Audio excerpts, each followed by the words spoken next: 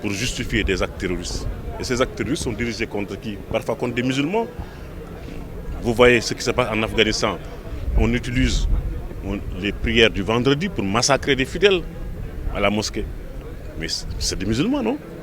Mais qu'on tue par centaines tous les jours. Au Mali, les 90% des gens qui sont tués, mais sont des musulmans.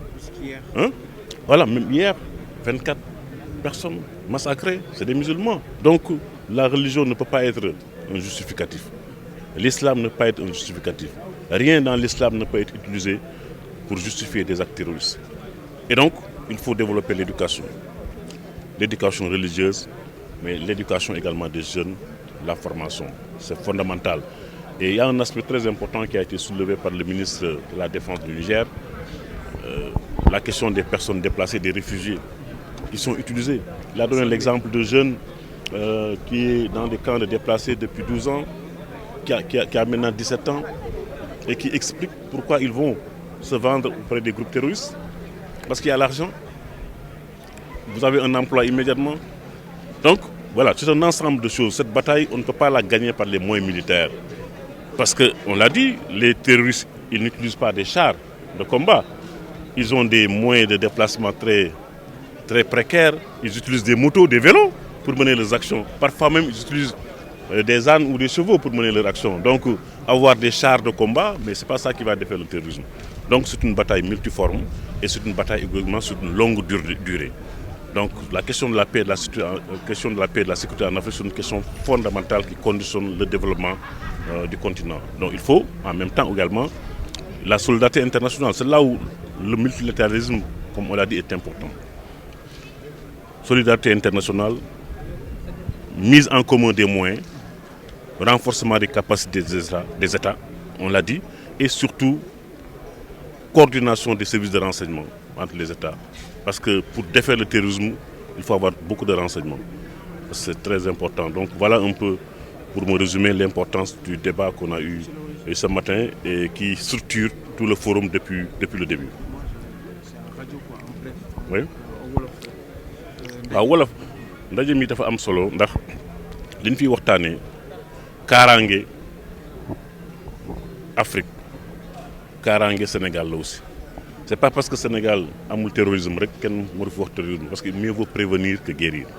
Et c'est important que Dakar di abrité forum bi depuis 2014 ba léegi bi mooy 6e édition 2014 15 16 17 18 19 man amoon naa chance initier forum bi parce que man maa ngi njëkk organiser forum bi 2014 en tant que ministre des Affaires étrangères organiser que 2015 organiser que 2016 préparer que 2017 donc am naa 4 éditions yi nga xam ni yàlla def na sama loxo yu jaar moo tax may féliciter wu le fait que forum bi continuer et il faut que muy continuer aussi ñu koy organiser parce que forum bi tout affaire u ndaje chef d'État tout ay ndaje ministre lu ñu tuddee informel mooy ay experts dañ fi ñëw ay journalistes ay militaires ay secteur privé parce que secteur privé aussi am na ci solo parce que bu amul sécurité amul jàmm mais investissement du mën am ñu am ni seen koppar fu ñu koy dugal dafay am sécurité mu am sûreté mu am jàmm donc aussi le rôle du secteur privé c'est très très très important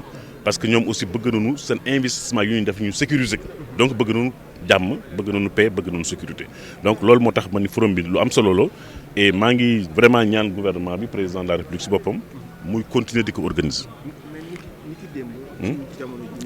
kenn xamul woon ni sax attaque dina am ca Mali ñu trouver fii solution beneen mbir am fële. waaw mais parce que terroriste seen mode d'intervention mooy la surprise da ngeen di xaar fenn ñu génne feneen te fekkee yow da ngay xeex ak ki nga xam ni xamu fu mu nekk nekkul benn arme bi nga xam dafay nekk en face yow nga nekk fa am armée am sa ay arme ti tirer muy tirer ki nga xam ne dafay ñëw def action dem yoonam. te comme ni ñu ko waxee ñi nga xam ni ragaluñ dee pour ñoom bu ñu deeyee sax àjjana nañu jëm dañuy ñaan sax action yu ñu def yi dee loolu moo tax muy am ay kamikaze ñi nga xam ne ay bombe takk ak sa ndigg ñëw exploser kenn rey fa 100 personnes mais ñoom c'est pas leur problème parce que ñoom xam na ni bu ñu deeyee àjjana nañu jëm donc ñoom loolu moo nekk seen bopp donc lavage de cerveau boobu dem ba conduire nit muy am attitude boobu loolu doy waar la donc il faut que ñu comme ni mu ko waxee ñu insister sur l'éducation la formation sur l'emploi xale yi bu ñu jàngee am liggéey parce que ku amul liggéey aussi ku la proposer liggéey même fekkee sax groupe terroriste la comme Boko Haram ni muy recruter wax nañu ko expliquer nañu ko donc c'est très important donc lutte bi xeex bi tout rek affaire armée man nga am mais États-Unis am na arme nucléaire sax du dëgg waaw mais amul woon attaque terroriste États-Unis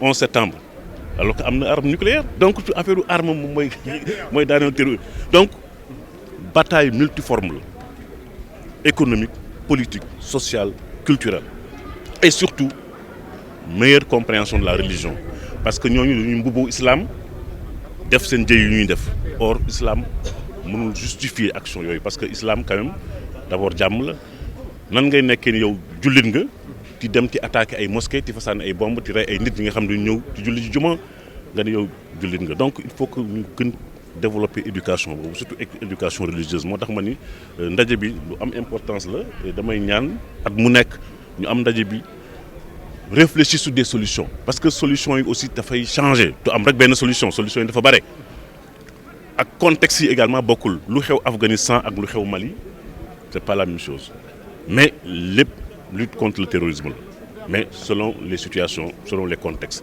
wax nañu également les missions de maintien de la paix des Nations Unies wax ni parfois kenn adapté wu leen parce que am na ku ko wax ci réunion bi maintien de la paix dafay fekk nga am paix bi d'abord maintenir jàmm il faut que jàmm am d'abord nga mën ko maintenir mais fu amul jàmm xam nga amul paix bu ñu maintenir plutôt recherche de la paix la donc mission yooyu aussi ñu adapté leen selon les contextes kooku aussi Nations Unies mi ngi siy réfléchir président Macky Sall wax na ko démb ci discours am et kooku ñëpp d'accord nañu il faut que mission yi ñu adapté leen au nouveau contexte parce que mission de maintien de la paix bu nekk Centrafrique bi nga xam ne am na ay groupe armé mais amul terrorisme ak mission de maintien de la paix bu nekk Mali bi nga xam ne dafa am ay groupe armé am terrorisme waruñu bokk mandat loolu laa bëggoon wax di leen gërëm di leen sant merci.